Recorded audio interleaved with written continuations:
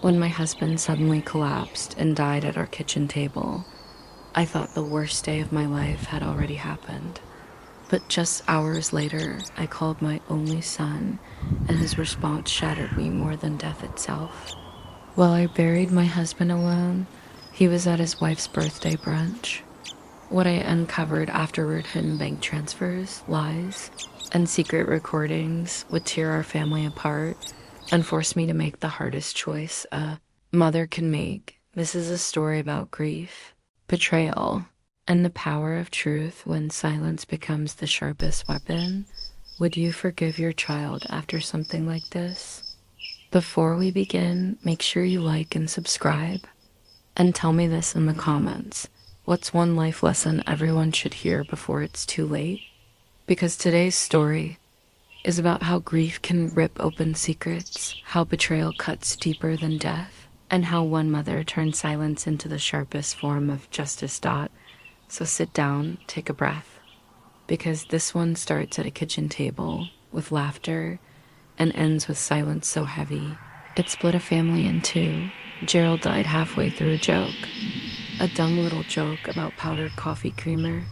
If I drop dead from this nonsense, he chuckled, tapping his spoon against the mug, you'll finally know real guilt. And then his hand twitched. The spoon slipped. His eyes widened like his body had forgotten how to breathe. I dropped the butter knife I was holding. Gerald. But by the time my knees hit the tile, he was gone. The 911 operator kept telling me to press harder, to keep going.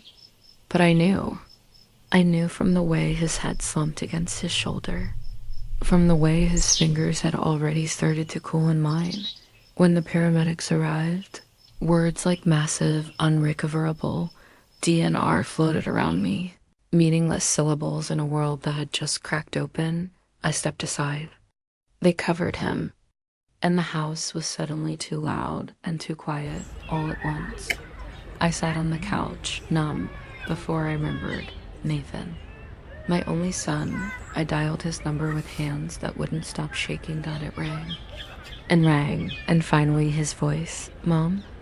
Nathan, I managed. It's your dad. He just collapsed.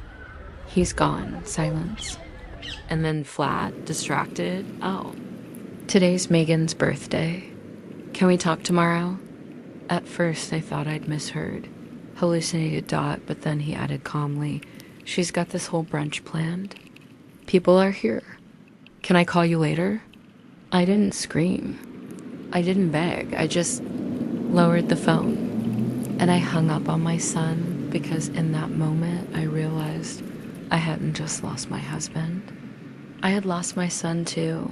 3 days later, I stood at Gerald's funeral, clutching the podium like it was the only thing holding me upright. People whispered, where's Nathan? Did he miss his flight? Is Megan okay? Even Gerald's old friend leaned over and asked, I thought your boy would be front and center today. But he wasn't. Not in the pews. Not in the parking lot. He wasn't anywhere. And the night before, Megan had told me with the kind of cheerful cruelty only she could manage that cancellation fees for their weekend getaway were steep this close to the date. While I buried my husband, my son was sipping mimosas at his wife's birthday brunch.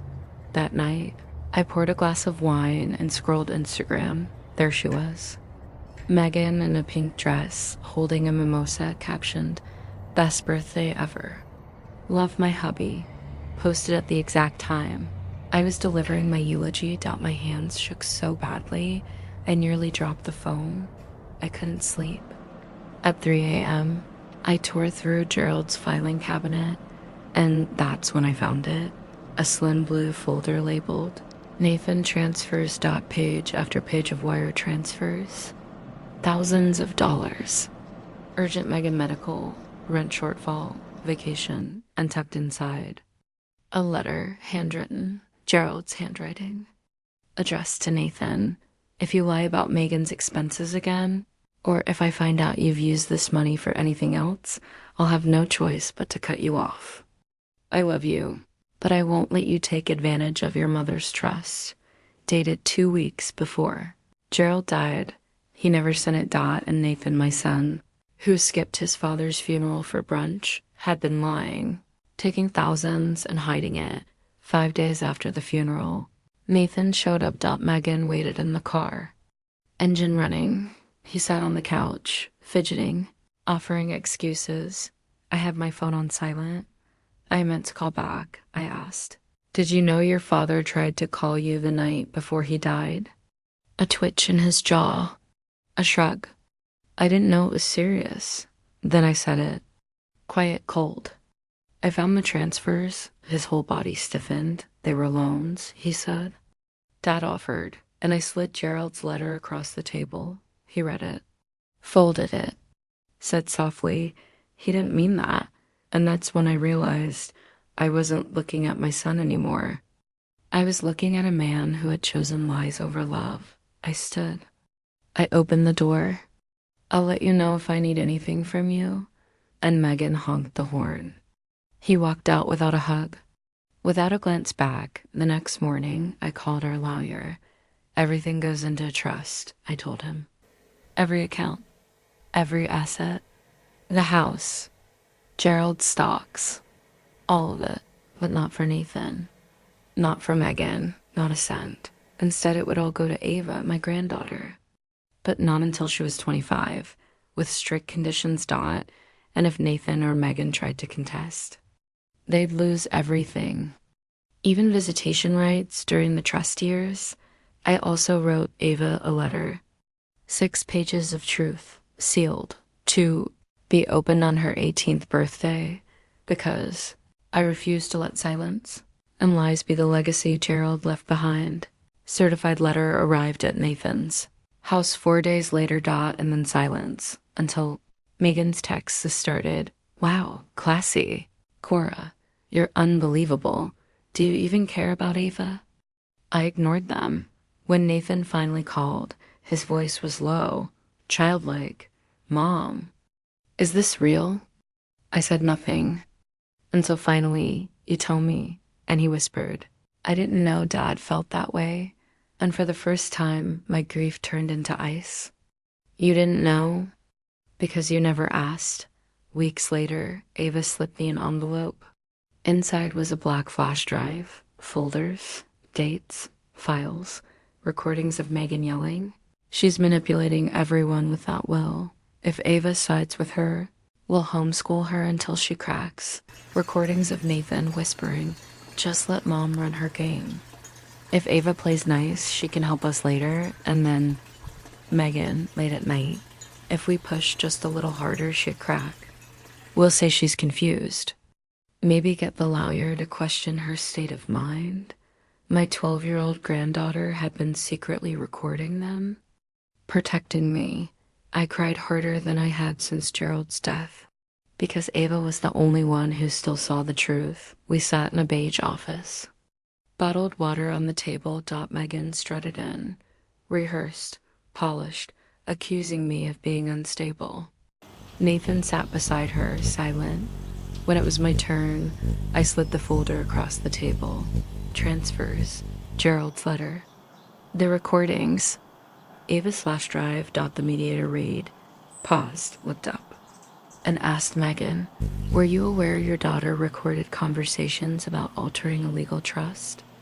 The color drained from her face, and for the first time, Nathan spoke quietly. I just wanted peace, and I told him, you don't get peace from silence. You get it from standing up when it matters. The trust stood, ironclad, and Megan didn't even come back into the room to hear it. 5 years passed. Ava turned 18. She knocked on my door, holding the sealed letter. I wanted to read it with you. She opened it, tears filling her eyes. And when she finished, she whispered, thank you for telling me the truth, when no one else would. Later, she showed me something on her phone. A video from court. She was changing her middle name to Coraline, after my grandmother. When they called her name at graduation, Ava Coraline Whitfield. She looked right at me and smiled. Nathan sat in the back row, clapping out of obligation. Megan was nowhere to be seen. And for the first time, I felt something like stillness because Gerald was gone. Nathan was lost, but Ava had chosen truth, and that was enough. So, what do you think? Was I wrong to cut my own son out of the will? Or was protecting Ava the only real choice left? Tell me in the comments, because I know one thing for sure. When silence is the weapon, sometimes the sharpest revenge is the truth.